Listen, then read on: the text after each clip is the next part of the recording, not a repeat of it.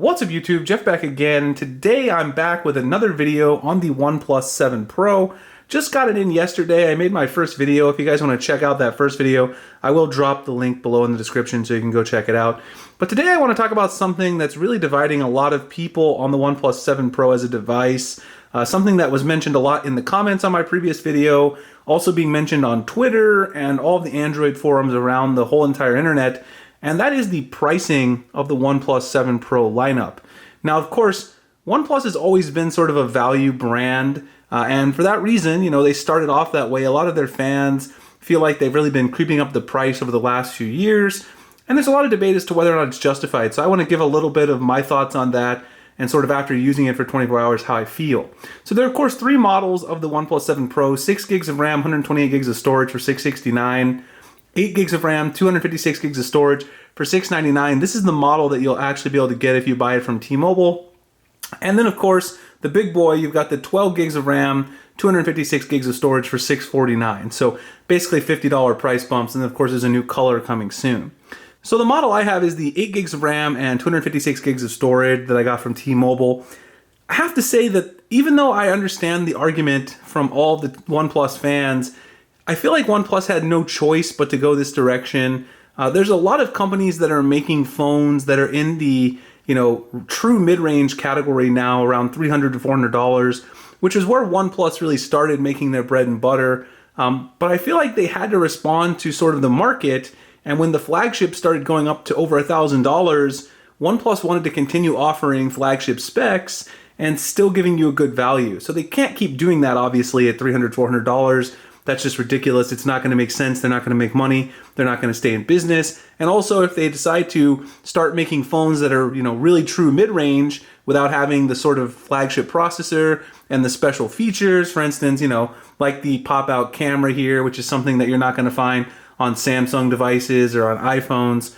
They've always had that one defining feature, and those defining features, like the pop-up camera, like the 90 hertz refresh rate on the display, which is a beautiful display.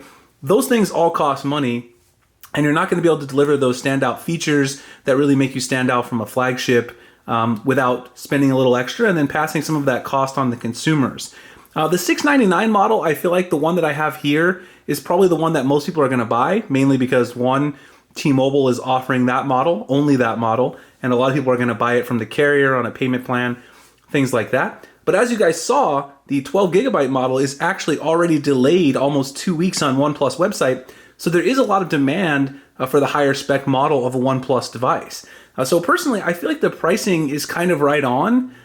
It's still a lot cheaper than a flagship like the Galaxy S10, the Galaxy S10 Plus, something like the iPhone, the Huawei P30 Pro.